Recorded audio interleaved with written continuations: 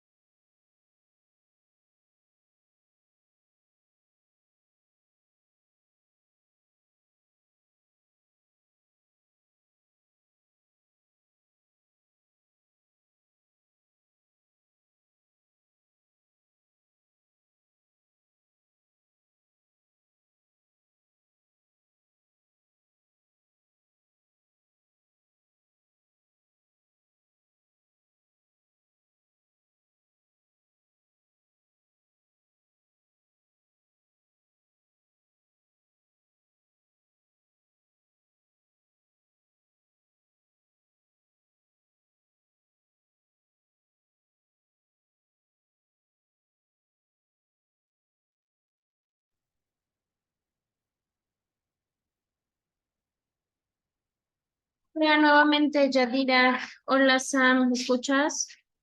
No me escuchan las dos. Hola, abogada, buenos días, tardes. Tardes, justamente tardes, hace un minuto. Hola, Lick. Hola. ¿Sí, Yadira, todo bien? Va, Sí. perfecto. Vamos a ver, déjenme. Está como duro así. De hecho, ¿sabe qué, Lick? Se escucha mejor ahorita que hace rato. ¿En serio? ¿Pero qué será? ¿El aula? Yo creo que es el aula. Bueno, el micrófono. Ajá, Yo porque, creo, porque tenemos la misma distancia ya, ¿no? ajá, pero haga de cuenta que hace rato como que se le escuchaba de repente, como si hubiera interferencia, y luego Ajá. pues, normal. Pero aquí se le escucha muchísimo mejor el audio que en la otra aula. Ah, mire, perfecto. Lo que es. Sí, sí, sí, ahí sí no. A ver, déjenme ver. ¿Dónde vamos? ¿Tenían tarea? Sí, sí tenían tarea, ¿verdad? Antes de seguir avanzando.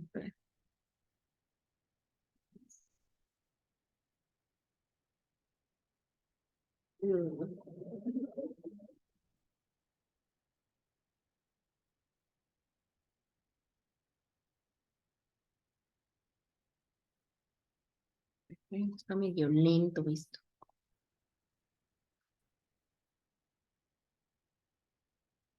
Les dejé investigar los efectos de la... No, ¿verdad? ¿No les dejé tarea? Sí, sí, es de clasificación de contribuciones. Mm. Pero no estaba la tarea. Cuatro.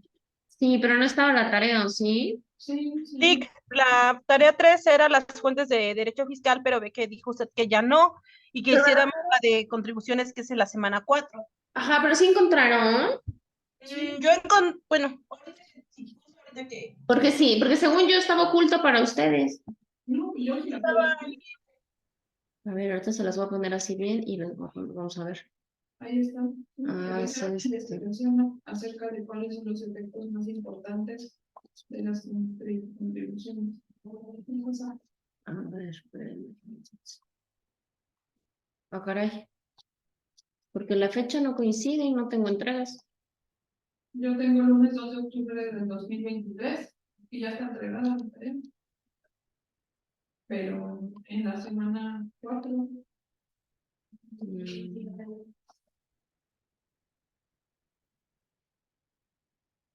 Clasificación de contribuciones. Pues no. Miren, clasificación de contribuciones es esta. Y la fecha obviamente está mal porque aparte estaba invisible y no tengo nada. Miren, aquí está, enviados. ¿Con qué fecha te aparece, Tiérica? Lunes 2 de octubre del 2023. Pero no es esa. Ahí dice realizar una investigación acerca de cuáles son los efectos. Ajá, y ahí yo hice las dos. Bueno, metí lo del que pidió de mi contribución, de la definición, Ujú. y metí los efectos, hice las dos cosas. Y ahí las leí. Sí, no era este espacio. Pero, digo, nada más fue su compañera y obviamente, no sé, alguien más. ¿Hoy qué día es? Lunes 25. Ok, esa la vamos a aperturar para hoy mismo. Se supone que ya la tienen, ya nada más ir a cargarla. Pero entonces la elimino de ahí. No, déjala. Sí, no hay problema. Septiembre, octubre, septiembre. 25 de septiembre quedaría del 2023. Les voy a dar, no sé, si gustan hasta las 8 de la noche. Vamos para que la carguen. ¿Sale?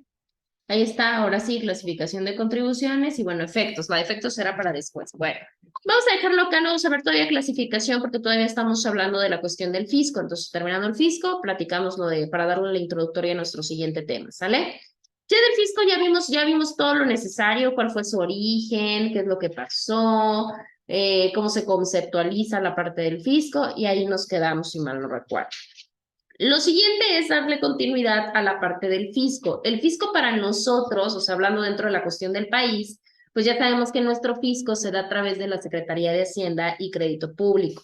Hay una legislación que yo les comentaba, que era la Ley Orgánica de la Administración Pública Federal, y específicamente en su artículo 31 nos habla de todas las grandes fracciones y de toda la situación que hay dentro de su, digamos que de su contenido, ¿no? De todas las funciones que pueden realizar. A nosotros no vamos a ver todas, porque son bastantes, la verdad es que sí son bastantes, creo que son 30. No vamos a ver todas, sino solamente vamos a ver de todas esas facultades de la Secretaría de Hacienda, solamente vamos a ver las que están especializadas en la materia fiscal, si están de acuerdo. Para eso solamente tenemos 6 de las 30, entonces ya baja bastante. Son las fracciones 3, 11, 12, 13, 14 y 25. Esas son las fracciones del 31 de la Ley Orgánica de la Administración Pública Federal, que nos habla de las facultades fiscales de la Secretaría de Hacienda y Crédito Público. ¿Sí? ¿Hasta acá vamos todos? Ahorita obviamente vamos a platicarlas. Le voy a subir esto para que lo podamos ver acá.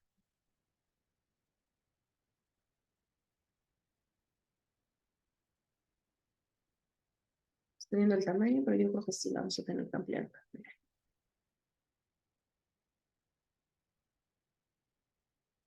¿Puedes repetir las fracciones, por favor? Sí, las fracciones son la 2, no es cierto, la 3, 11, 12, 13, 14 y 25. Nada más son esas 6. ¿Sí?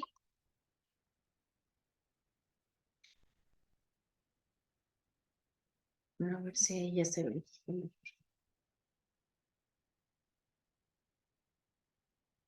Estoy tratando de abrirlo lo más que puedo para que se quede ahí. Bueno, entre esas fracciones y entre todas las facultades que la ley orgánica le confiere a nuestra Secretaría de Hacienda en materia fiscal, claramente nos habla, ¿no?, de que debe de haber un cobro de contribuciones y otras cantidades, ya no nos especifica, que al final de cuentas, como ingresos o a manera de ingresos debe de recibir el Estado mexicano. Eso es uno de sus trabajos de la Secretaría de Hacienda, que ya vimos que lo hace digamos que otro organismo, que en este caso sería el organismo de la Secretaría de Hacienda.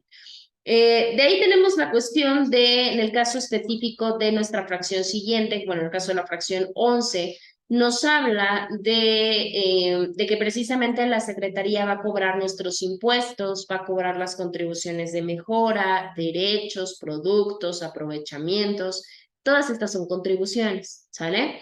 Y también debe de vigilar y debe de asegurar que se cumpla la ley fiscal. Eso es lo que nos dice a la letra la fracción número 11. Básicamente, ¿qué quiere decir? Que entonces no solamente va a ser un organismo que cobre, sino que también va a ser un organismo que vigile y un organismo que asegure que toda la legislación fiscal se cumpla. ¿Sí? Entonces, esa facultad, vamos a decirlo, que es una facultad bastante importante. Esta función vemos que otorga a la autoridad fiscal no solamente la potestad de cobrarnos contribuciones, sino que inclusive nos dice que las debe de cobrar sí o sí. ¿Y eso a qué se refiere? Pues obviamente que las puede cobrar inclusive a la fuerza. ¿Cómo cobra, digamos que nuestra Secretaría de Hacienda o nuestro servicio de administración a la fuerza? No quiere decir que, o sea, que va a llegar y va a golpear gente. No, pues obviamente lo hace a través de procedimientos legales. Entre ellos nos habla del procedimiento administrativo de ejecución. Ese lo vamos a ver más adelante para que no tengan problema. Pero pues bueno, ya vimos que sí, que sin problema nos dice, bueno, tienes la facultad tú de cobrar. A mí no me interesa cómo lo hagas. Tú cobra y utiliza los medios necesarios con la P.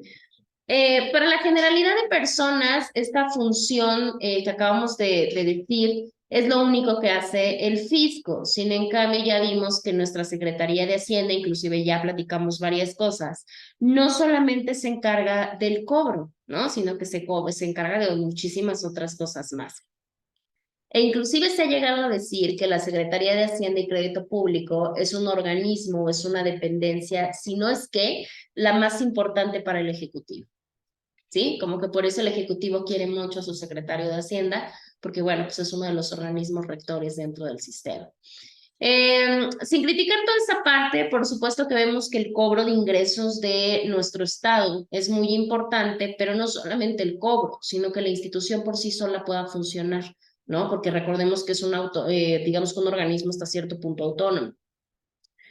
Esta fracción transcrita del, digamos que de dicho cobro, nos dice que en los términos de las leyes aplicables, si se dan cuenta el fundamento de la fracción número 11, también nos deja como abierto, ¿no? O sea, de tú debes de cobrar todos los impuestos, todas las contribuciones, de acuerdo a lo que la ley aplicable te diga. Ajá, y entonces, ¿cuál es la cuestión de nuestra ley aplicable? Pues tenemos a nuestro 31 constitucional, que es pues, obviamente nuestro fundamento de cajón. Ya platicamos que del 31 constitucional, que es nuestro artículo de cajón de la materia fiscal, no es todo el artículo. Específicamente nos vamos a basar en nuestra fracción número 4, ¿sí? Y esta precisamente nos dice que es nuestra obligación como mexicanos contribuir para el gasto público. Esto lo tendremos que hacer de una forma proporcional y de una manera equitativa, ¿no? Así es como nos marca nuestro propio fundamento legal. Por ende, lo que hace nuestro fisco, lo que hace nuestro servicio de administración tributaria, bueno, obviamente nuestro, que sería como el delegado de la Secretaría de Hacienda, nos dice que también vigila y asegura que las obligaciones fiscales pues se tengan que cumplir. Comentábamos la clase pasada y decíamos, bueno, es que las obligaciones fiscales no solamente se van a limitar al pago de impuestos. Hay otro tipo de obligaciones fiscales que también debemos de cumplir y que precisamente pues el SAT es el que se va a encargar de hacérnosla cumplir, ¿no? Y que son aparte complementarias a esta facultad de cobro que se tiene. Inclusive, imagínense qué inefectivo sería que si bien es cierto su único trabajo fuera cobrarnos, pero que no nos vigilara y que no se asegurara que las leyes fiscales se cumplieran, pues haríamos exactamente lo mismo, ¿no? Porque de cobrar pues, se volvería algo optativo, se volvería algo voluntario, y por voluntad ya vimos que la mayoría de personas pues sería muy extraño o muy arriesgado pensar que iban a pagar. Entonces, pues no, el Estado no puede confiarse de la buena voluntad de sus ciudadanos. Entonces nos dicen, no, pues con la pena necesito un organismo que tenga que estar atrás de ellos cobrándoles, atrás de ellos, vigilándolos, atrás de ellos, viendo que pues de alguna forma ellos cumplan con todo lo que tienen que hacer. Entonces, para eso básicamente está nuestro servicio de administración tributaria. Ahora, déjenme pasarle, esta no sé, creo que esta sí se ve. Bueno, ahorita revisamos. Otra de las facultades que tiene nuestra Secretaría de Hacienda en materia fiscal es precisamente la representación de la Federación en controversias fiscales, ¿sí? ¿Cómo se da esta parte de esta representación? Pues resulta que hay procedimientos que se hacen ante el Tribunal Federal de Justicia Fiscal y Administrativa o cualquier otro tipo de autoridad. De acuerdo a lo que nos dice nuestra fracción 13 del 31, que no vamos a ver todos, nos dice, a ver, cuando hay una controversia de esta naturaleza, quien se va a encargar de representar va a ser la Secretaría de Hacienda. ¿Por qué? Pues porque es el que más conoce en cuestión de números, porque el que más conoce en cuestión de impuestos, de ingresos, de egresos, entonces lo justo que este sea el organismo capacitado para podernos representar.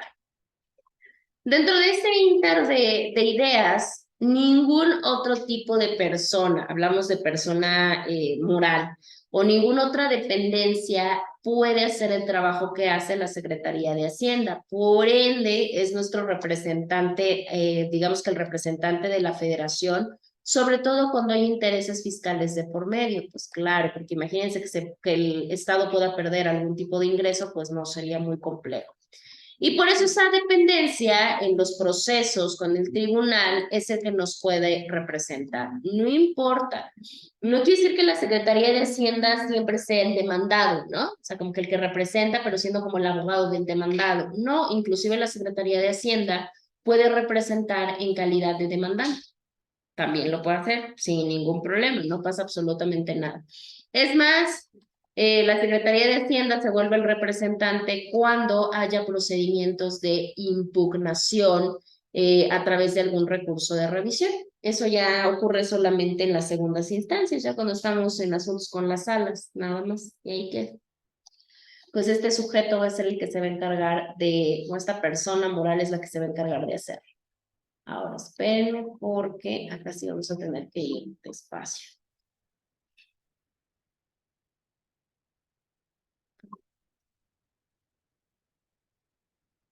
Para que no haya... Ok, aquí fue error de programa.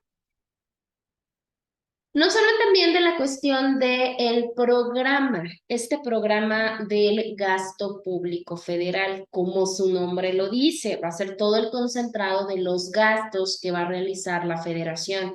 Los gastos, volvemos a lo mismo, no los gastos de los particulares ni los gastos de los funcionarios, no, los gastos públicos, todo lo que se va a tener que meter a rubros, no sé, de seguridad, a rubros de educación, de salud, de trabajo, de cultura, todo lo que se va para la parte pública. La Secretaría de Hacienda, pues ya vimos que es la que se encarga de gestionar todo o de programar el gasto público.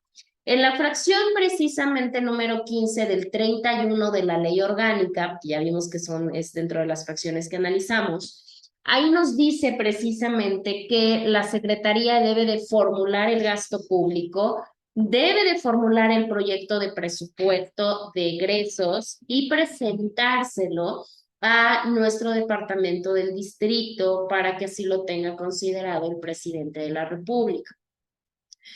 Cuando nos habla de formular el programa de gasto público es a futuro, ¿no? O sea, yo ya recogí toda la información de todas las dependencias que les tengo que dar dinero y bueno, yo ya tengo mi cálculo, mi aproximado, vamos a decirlo de alguna forma.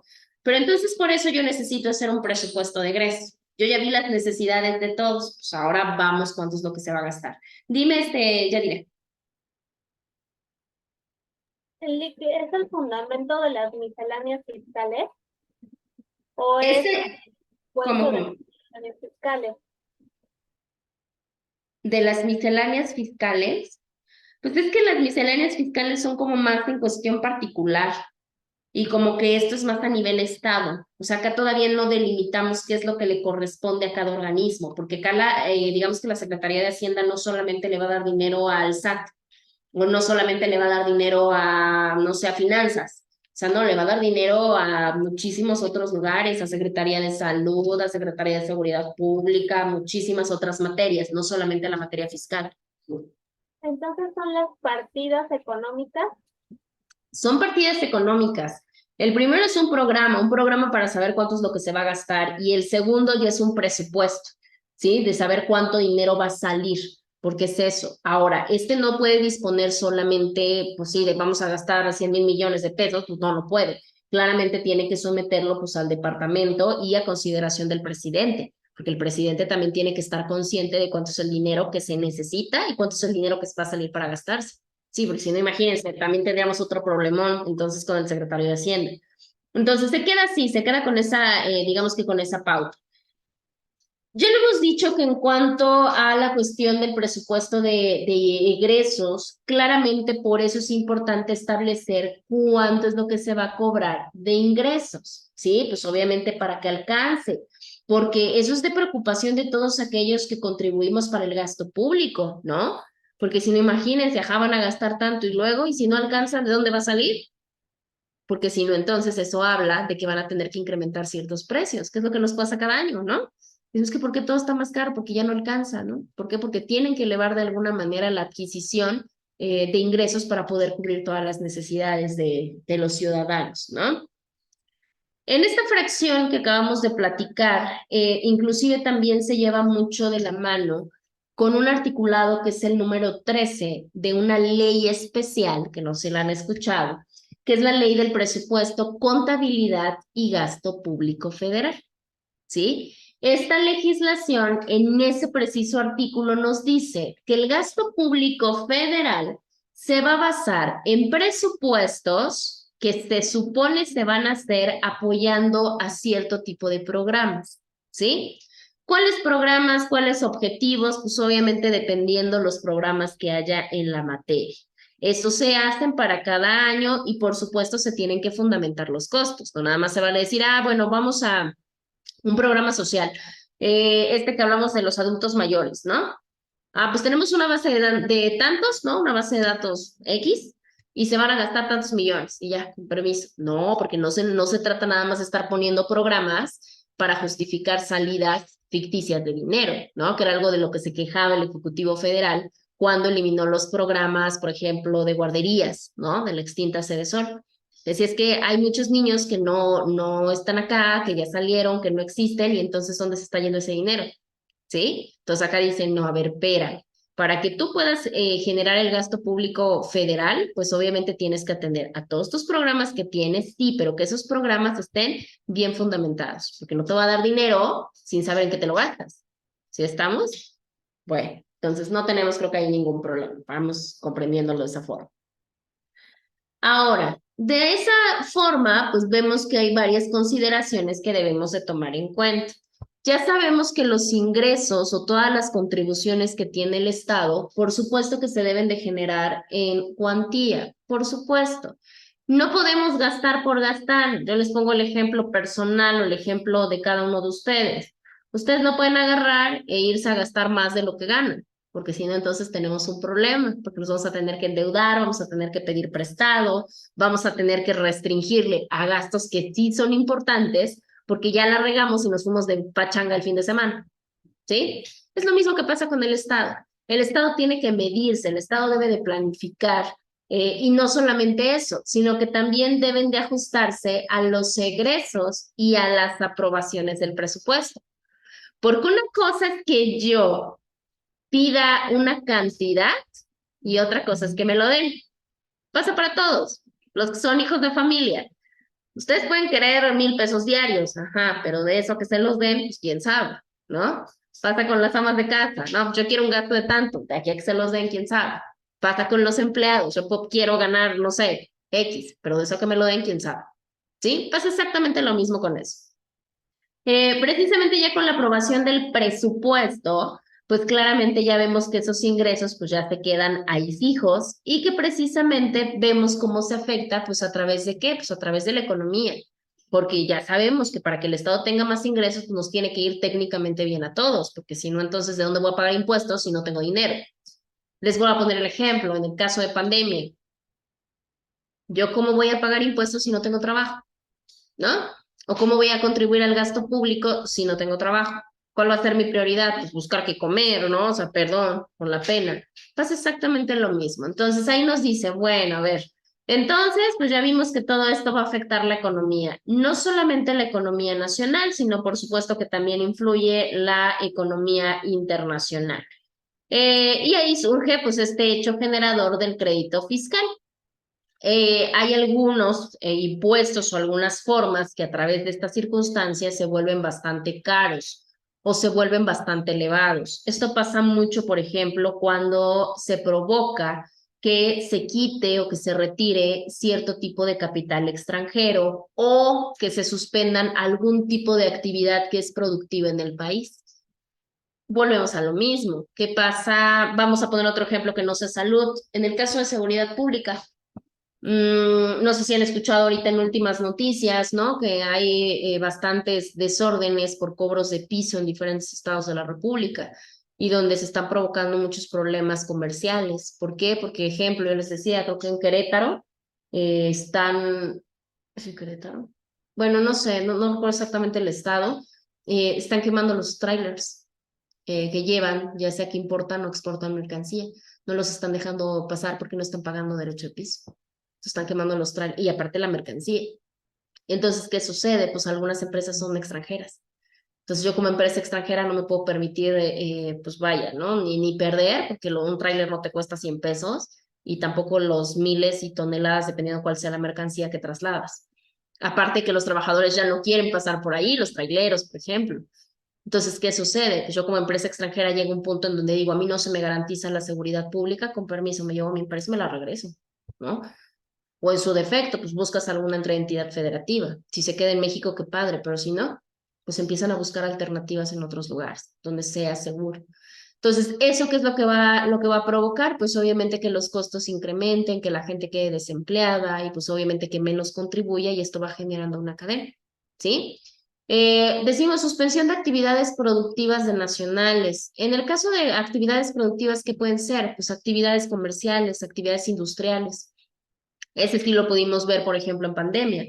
Ahí se pararon muchas actividades productivas en todo sentido, porque pararon cerveceras, textileras, no sé, todo el sector de educación, todo el sector productivo del campo, todo paró. ¿Y qué era lo que pasó? Pues empezamos a tener problemas, ¿no? Porque ya había deficiencias, porque las cosas ya estaban más caras, empezamos a tener un montón de problemas. Entonces, todo eso pues va a afectar. Bueno, para eso lo tienen. ¿Afecta el presupuesto? Pues por supuesto que lo va a afectar. Es como en una casa, ¿no? Si trabaja uno solo, pues cuesta más trabajo. Ah, pero ¿qué pasa si hay 2 ingresos? Pues ya la carga es menos. ¿Y qué pasa si hay 3 ingresos? Ah, pues la carga todavía va a ser menos, vamos a crecer más y más rápido, ¿sí? Lo mismo pasa en el Estado, ¿vale? Bueno. De ahí, por supuesto que hay una guía, hay toda una guía y toda una serie de pasos para la cuestión del gasto público.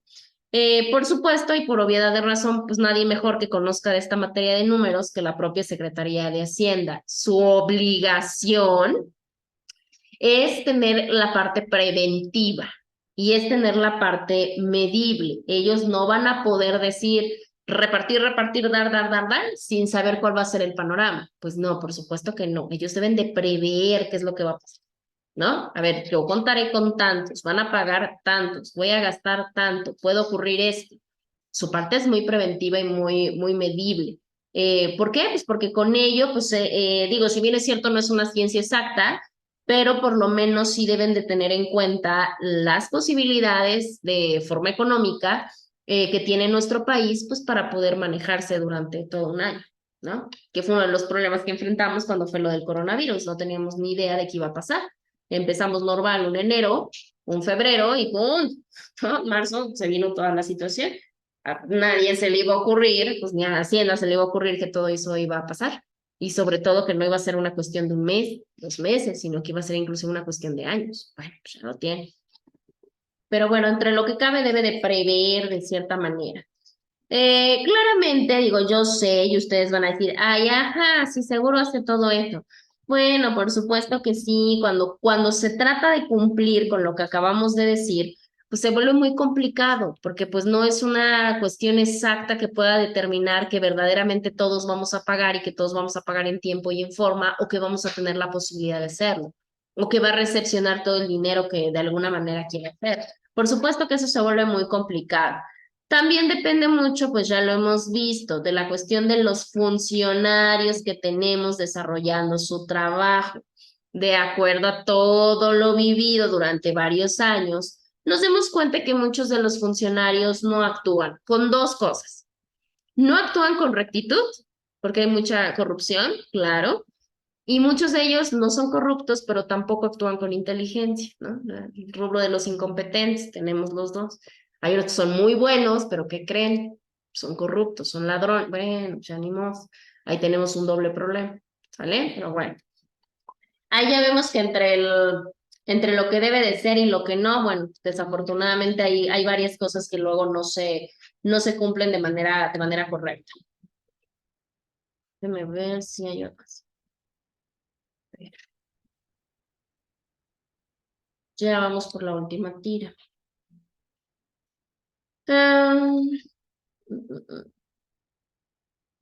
Ok, no hay, creo que ahí sí podremos coincidir todos en que efectivamente, si bien es cierto, no es una cuestión exacta, pero por supuesto que la legislación sí nos tiene que servir como una pauta o por lo menos como una guía para poder decir que se va a hacer efectivo lo que se tiene que cumplir. Digo, si bien es cierto, no siempre se cumple al pie de la letra, pero bueno, por lo menos ya para hacer más efectivo el trabajo y demás, bueno, pues ya. Muchos problemas que suceden no son necesariamente porque la norma esté mal o porque la norma esté mal hecha o porque no diga lo correcto. No, muchas de las ocasiones no funcionan las cosas por la cuestión de deficiencia humana, ¿no? O sea, la deficiencia humana o por corrupción o por falta de inteligencia, bueno, pues esos son lo que nos llevan de alguna forma a no hacer las cosas como se deben de hacer. Ya de ahí, bueno, ¿qué tenemos de apuntalar en cuestión de nuestro fisco?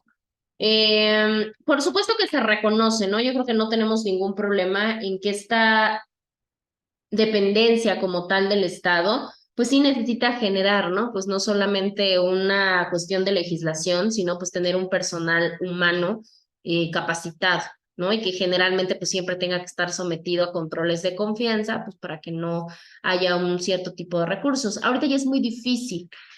por ejemplo, que un SAT puede hacer un mal manejo, salvo pues que estemos hablando de pues unos mandos altos, ¿no? De ahí en fuera, la realidad es que prácticamente nadie tiene digamos que el acceso a poder desviar recursos, ¿no? Por tanto, últimamente pues ya se le ha buscado más prepararlos, actualizarlos y todo lo demás.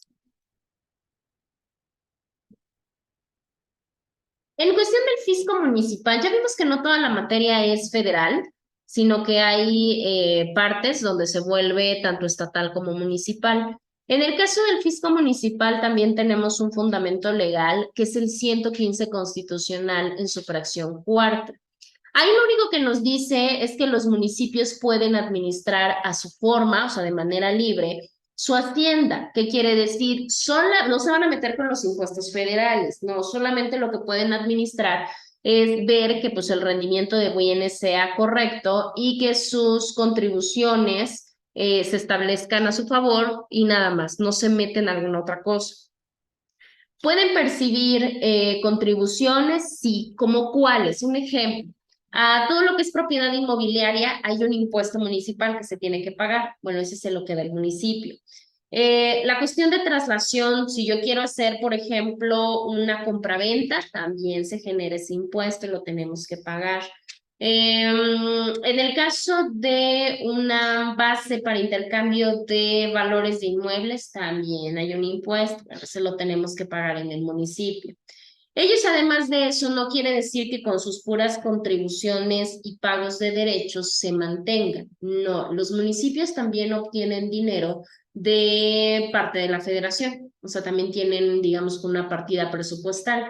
Eso nos lo dice, si quieren leerlo a la letra, es el artículo 73 en su fracción 29. Ajá, 29. Y eso, bueno, ya, eso solamente se hace a través de coordinaciones, tanto la federación como los municipios platican, se coordinan, de ver, bueno, te tocan, tú puedes recolectar esto, tú te puedes gastar el otro, no hay ningún problema. Esto, como quien lo hace, pues obviamente nuestro fisco municipal es el que se encarga de hacer todo este monitoreo. En este caso, el Congreso del Estado es el que tendrá que regular estas legislaciones que integren su régimen fiscal, el régimen fiscal en carácter municipal. Y paren de contar. Ahora, si nosotros ya lo vemos a nivel, Yadira, ¿volviste a levantar tu mano? Bueno, tu manita virtual, no. ¿O fue la que se quedó hace rato? Sí, pues creo que se quedó. A ver si lo puedo quitar.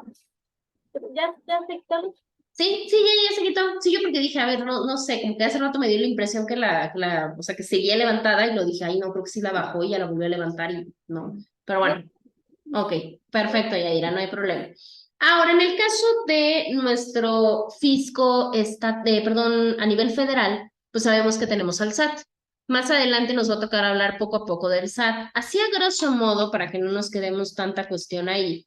Ya vimos que nuestra Secretaría de Hacienda, a través de todas las fracciones que acabamos de platicar hace rato, nos dice que este elemento, que este organismo tiene funciones fiscales auténticas, o sea, porque ese sí las va a materializar a comparación de la Secretaría de Hacienda. E inclusive, este organismo tiene su propia legislación. Ellos tienen una ley, que es la Ley del Servicio de la Administración Tributaria. Y ahí les dice digamos que todas las facultades o todo el trabajo que tiene que realizar. Este organismo es un órgano desconcentrado que tiene el carácter fiscal con todo lo que requieren sus facultades y sus atribuciones. ¿Por qué es un desconcentrado? Creo que ustedes ya vieron administrativo. No. Creo que ustedes sí, claro, ¿no? Estoy haciendo más o menos por cuatrimestre, yo creo que sí. Porque acuérdense que la administración pública se divide, se secciona, ¿no? Entre los centralizados y los descentralizados y desconcentrados. Para no meternos tanto en ese tema, los desconcentrados, acuérdense que son los que dependen de o derivan de una secretaría. Tienen su autonomía propia, o sea, ellos se pueden autogestionar, pero eso no quita que sean autónomos e independientes. No, por supuesto que tienen una dependencia de... En este caso el SAT, por eso es desconcentrado, porque depende pues de la Secretaría de Hacienda. En este caso, su objetivo pues, es realizar toda la actividad del Estado, determinar contribuciones, que se liquiden contribuciones, recaudar impuestos o recaudar contribuciones, ¿sí? ¿Por qué? Porque no solamente nos habla del cobro, porque no, la autoridad o el SAT no solamente cobra. Por supuesto que aparte de cobrar, pues necesita determinar. La determinación ¿qué es? Pues obviamente cuánto debo. Pues sí, porque si no, ¿cómo voy a saber cuánto debo si no me dicen? Yo necesito saber cuánto debo. La autodeterminación se supone que es libre, yo la tengo que hacer porque yo sé cuánto gano, ¿no? Yo sé cuánto gasto, yo debo saber cuánto debo de pagar a Hacienda. Pero eso no quiere decir que la autoridad se va a confiar de mi buena voluntad y de mi palabra, de que, Carla dice que debe 100 pesos, sí, pues, dame 100 pesos. No, ellos también tienen que determinar cuántas son las cantidades que debo. Y es más, ¿qué pasa si me atraso? ¿Qué pasa si no pago? ¿Qué pasa si no declaro? Pues todo eso lo tiene que hacer el SAT. Por eso su actividad no solamente es el recaudo, sino también la determinación. Además de ello, vemos que también de acuerdo a lo que nos dice nuestra parte de organización del SAT, ellos tienen autoridad fiscal. Su autonomía de gestión presupuestal es así. Ellos tienen autonomía no solamente de presupuesto, sino autonomía técnica. ¿Qué quiere decir? Que con el dinero que ellos les den, ellos pueden hacer lo que quieren. ¿Y técnica? ¿A qué se refiere una autonomía técnica? Un ejemplo, ¿no? Si ahorita el SAT, en el caso de las anuales, pasa mucho que es cuando se les carga mucho el trabajo, dice, no, pues yo requiero ahorita unos eventuales, a unos de confianza, que entren por lo menos en lo que sacamos todos los de, lo de las declaraciones anuales. Vamos a contratar personal. ¿Lo pueden hacer? Claro. No necesitan avisarle a la Secretaría de Hacienda, no necesitan avisarle al presidente, ¿no? El SAT agarra, como tiene autonomía técnica, puede contratar al personal que quiera. Bueno, mientras les pueda pagar, pues no pasa absolutamente nada. ¿Sí? Bueno. Además de ello, el SAT, para poder cumplir sus funciones, digamos, que estructura su organigrama en estos tres que tienen abajo. Se los voy a aperturar para que los vean. Digo, no es mucho, o sea, no es gran cosa, pero sí es importante que los vean. Esos son los organismos que tiene o que de alguna manera se llega el SAT para poder ejercitar sus funciones. Tiene una junta de gobierno, por supuesto que el SAT no tiene un secretario, sino que tiene un presidente y tiene también sus unidades administrativas. Eso ya se hace mucho a la parte de su organización o de su organigrama interno. Y ellos deciden cuánto personal necesitan, de quién prescinden o cómo lo puedan hacer. Ya eso ya es lo que las autoridades consideren necesario o consideren forzoso, ¿sí? Entonces ahí lo podemos encontrar. Esos son los tres mecanismos de composición.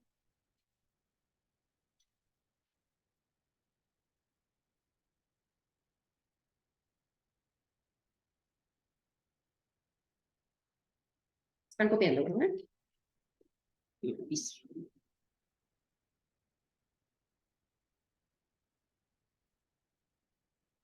¿Listos? Sí, listas, ¿verdad? Sí, no. Bueno, ahora sí, entonces nosotros nos quedamos con esa parte de. Ahora vamos a pasar a nuestra siguiente unidad. Se supone, ahorita les digo fechas. Más o menos para que veamos viendo cómo nos vamos acercando ya.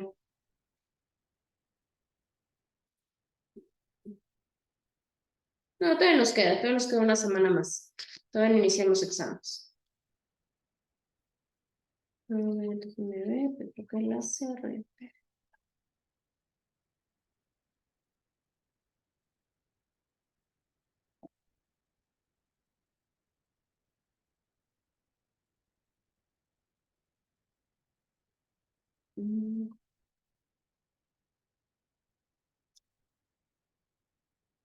A ver, se los voy a proyectar. Nuestro siguiente tema es precisamente ya entrar de lleno directamente a lo que estudia nuestro derecho fiscal, que es todo lo relativo a la parte de las contribuciones. Para saber todo el detalle de los créditos fiscales y cómo se pagan y todo lo demás, pues digo, sí, lo importante es primero determinar qué son las contribuciones y cuál es su clasificación, para que de ahí podamos partir a todo lo demás.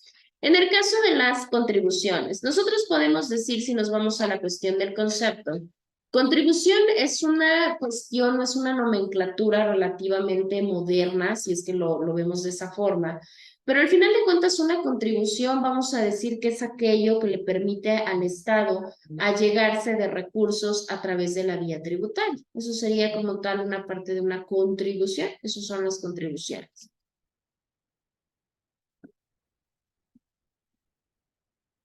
Por contribuciones. En el caso debemos entender que las contribuciones son aportaciones, ¿sí? Aportaciones que se dan de forma pecuniaria o de forma en especie, que cualquier particular, o más bien, que todo particular, específicamente hablando en México, debe de proporcionarle al Estado en el cual se encuentren siempre que su legislación lo marque. Si se dan cuenta que esta definición es una definición como internacional, es una definición general. Para empezar, porque nos dice en aportaciones pecuniarias o en especie. En el caso de México, no. O sea, en el caso de México no nos aceptan aportaciones como tal en especie, ¿no? De que llegues, salvo que nos vayamos a un procedimiento de ejecución. Ahí sí, pues si yo debo, no pago y me embargan mi coche, ¿sí? Ahí sí puede ser. Pero de ahí en fuera que yo llegue y le diga, no sé, te doy tal cosa porque no tengo dinero en efectivo, pues la realidad es que no se puede. Y aparte nos dice, en el estado en el que habite, pues claro, ¿no? Porque se pagan donde nosotros vivimos, porque es parte de nuestra obligación. Y también nos dice que la legislación lo marca, porque cada legislación, dependiendo el estado, nos va a marcar cosas distintas. Cuando digo estado, no me refiero estado de Puebla, estado de Oaxaca, no, me refiero a estado-nación, ¿sí? Cada estado, cada país va a tener su propia legislación en materia fiscal o en materia de contribuciones. Si nos damos cuenta entonces, pues contribuciones es un concepto general, pues es un concepto sumamente general, o es el género, porque ahí podemos encontrar a todas aquellas aportaciones que ayudan al Estado a que pueda sufragar los gastos que tiene, ¿no? Como parte de sus objetivos primordiales. Ya ahí vemos que tenemos contribuciones, ¿no? De este género, tenemos contribuciones que son voluntarias y contribuciones que son forzadas. ¿Cuál es una y cuál es otra? Pues su nombre lo dice como muy sugerente, ¿no? Pues en el caso de las voluntarias, pues son aquellas que se dan a través de un acuerdo de voluntades. El acuerdo de voluntades, pues entre lo que dice el Estado y lo que digo yo. Y en el caso de las aportaciones, o más bien de las contribuciones forzadas, son aquellos en los que el Estado de forma unilateral, porque así se le da la gana, así nos las cobra. ¿Sí? Y nos dice, a ver, particular, pues es un acto de liberalidad que yo te digo que te toca pagar un IVA, que te toca pagar un ISR, que te toca pagar un IEPS, ¿no? Y no te pregunto, te lo estoy diciendo, ¿sí? Y decimos, ah, caray, pero entonces no se supone que pues todas son obligatorias, porque nadie viene y me pregunta si yo quiero pagar una determinada contribución. En apariencia así se pone, pero no se crean. Hay contribuciones, ejemplo, lo vamos a ver más adelante, los derechos, que sí, en el caso del pago de derechos sí son contribuciones voluntarias. Si yo quiero, las pago, si no, no. El único detalle es que si yo no las pago, no me ofrecen el servicio.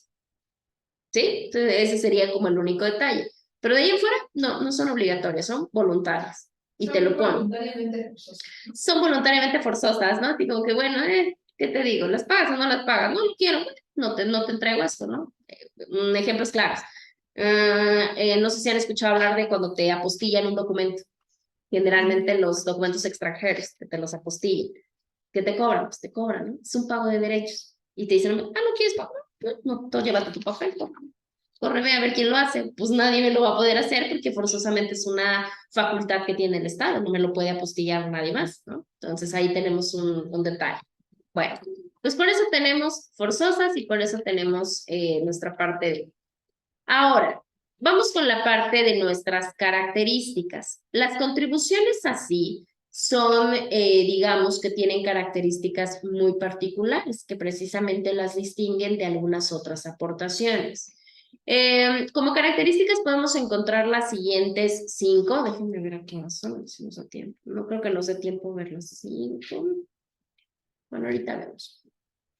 La primera, una contribución es netamente personal. ¿Qué quiere decir? Que las contribuciones las pagamos exclusivamente por nosotros. No pagamos interpósita persona de nadie más. ¿Qué quiere decir? Yo no sé, Clara no va a pagar lo que le corresponde o las contribuciones que le corresponden a Michelle.